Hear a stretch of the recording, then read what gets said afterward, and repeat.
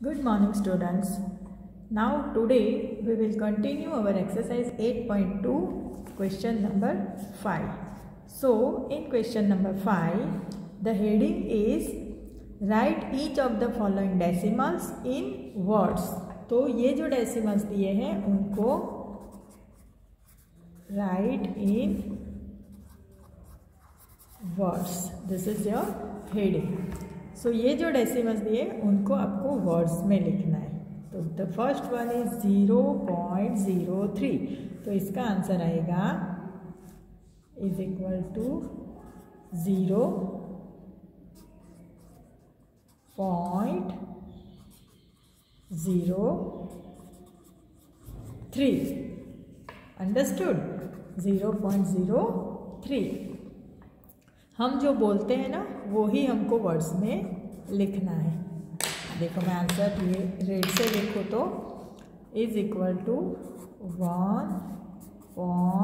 कैसे पढ़ते हैं हम इसको 1.20. अब आपको ध्यान कहाँ रखना है, ये 1.20 नहीं लिखना है, हमको 1.20 नहीं लिखना है, 1.20 लिखना है. तो क्या समझ में आया, डेसिमल के बाद जो भी नंबर्स है उसकी एक एक डिजिट अलग अलग बोलनी है और लिखनी है. Third is 108.56. तो क्या आएगा इसका आंसर 108. ये पूरा बोलते हैं ना हम लोग, डेसिमल के पहले तो पूरा बोलते हैं ना हम लोग, 108 पूरा. तो 108 फिर 0.56. पता चला. फिर डी देखो, अब मैं आप लोगों को ओरली बता देती हूँ, वो आप लोग कंप्लीट करोगे. 10.07. नेक्स्ट है 0.032 एंड लास्ट है 5.008. Clear. So this was your question number 5. Now we will continue question number 6. ये आपको 5 के बाकी पूरे अपने आप करने हैं.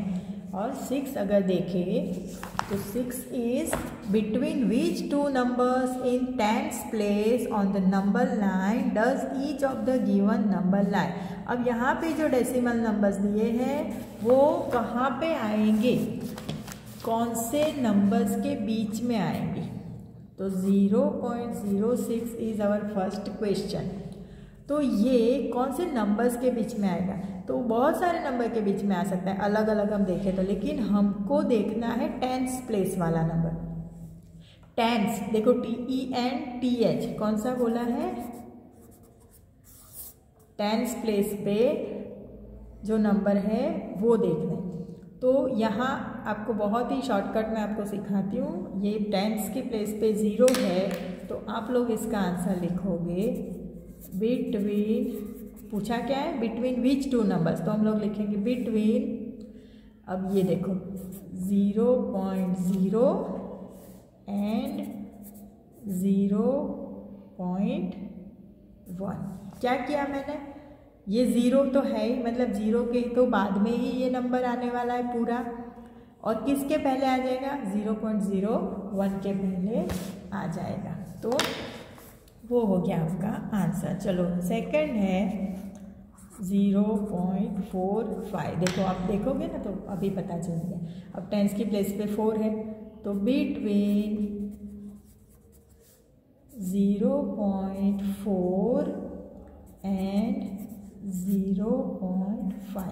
ये है आपका आंसर. क्या किया मैंने, ये 4 ले लिया और फिर दूसरा 4 के बाद क्या आता है 5, तो वो ले लिया मैंने. तो 4 और 5 के बीच में आएगा. नेक्स्ट है 0.19. तो 0.19 इज इक्वल टू बिटवीन, अब यहाँ 1 है ना तो हम लिखेंगे 0.1 एंड 0.2. क्लियर. चलो नेक्स्ट है डी डी वाला क्वेश्चन क्या है 0.66। तो 0.66 इज बिटवीन कौन सा देखने का, ये वाला 0.6 एंड 0.7। क्लियर। ई है 0.92। 0.92 इज बिटवीन, अब देखो यहाँ पे ध्यान से देखना 92, यहाँ तो 9 तो है ही ना, तो 0.9 एंड अब हम लोग करते क्या है, यहाँ पे जो नंबर था उसमें एक नंबर ऐड कर देते हैं। 6 में एक नंबर ऐड किया तो 7 आ गया। अब 9 में एक नंबर ऐड करना है, मतलब मैं अगर 0.9 + 1 करूँगी तो क्या आएगा, 0.9 + 1 करूँगी तो क्या आएगा, 9 + 1 10 का 0 और 1 चला जाएगा यहाँ पे, तो ये 1.0 हो जाएगा। तो इसका आंसर आएगा 0.9 एंड 1.0। ये ध्यान में रखना बेटा, ये थोड़ा अलग है। और F वाला है 0.57 इज बिटवीन, कहाँ आएगा, अब तो इजी है 0.5 एंड 0.6। ये नंबर देख लिया हमने, था ना इजी। तो this was your question number 6। इसको आप नोटबुक में लिख दो। Now write as fractions in lowest term. This is our question number 7। Question 7 है write as fractions in lowest term. Write in lowest terms. The question A is 0.60, इस तरह से बोलते हैं 0.60। तो इसको लोएस्ट टर्म में करना है, मतलब इसको पहले तो फ्रैक्शन में कन्वर्ट कर दो। 60/100।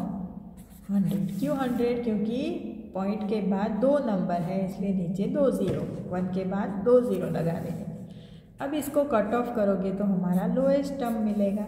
6/10 कट 2 से डिवाइड होगा, ये 3 हो जाएगा और ये 5 हो जाएगा। तो द आंसर इज 3/5। सेकेंड 0.05, इसको पहले फ्रैक्शन में कन्वर्ट करो, यहाँ जगह नहीं, यहाँ कर देती हूँ। तो 5/100। देखो ये मैंने सिर्फ 5 लिया, क्योंकि 5 के आगे अगर 0 लगाऊंगी तो भी कोई लगाओ या ना लगाओ कोई मतलब नहीं है ना। तो मैंने यहाँ पे सिर्फ 5 लिया, पर नीचे 100 लिखा, क्योंकि यहाँ पे 2 नंबर है तो नीचे 100 लिखना ज़रूरी है। इसको कट ऑफ करोगे तो 5 1 जा 5 और इसको 5 से डिवाइड करेंगे तो आएगा 20। तो 1/20। सी 0.75 = 75/100। तो कट करेंगे तो 25 के टेबल में दोनों आते हैं, 25 3 जा 25 4 जा। ओके, देन डी 0.18, तो 18/100। 18/100 कट होगा तो सिर्फ 2 से ही 2 से ही दोनों डिवाइड होते हैं। ये हो जाएगा 9 और ये हो जाएगा 50। ठीक है। नेक्स्ट इज ई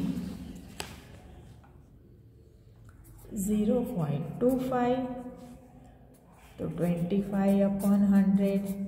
25 1 जा 25 4 जा कट 0.125, तो 125/, अब ध्यान से देखो यहाँ पे 3 नंबर्स है ना, तो नीचे 3 0 लगाने पड़ेंगे। अंडरस्टूड। तो इसको कट करेंगे तो 125 के टेबल में 1000 आता है, कब आएगा 125 1 जा 125 एंड 125 8 जा 1000। तो इसका आंसर हो जाएगा 1/8।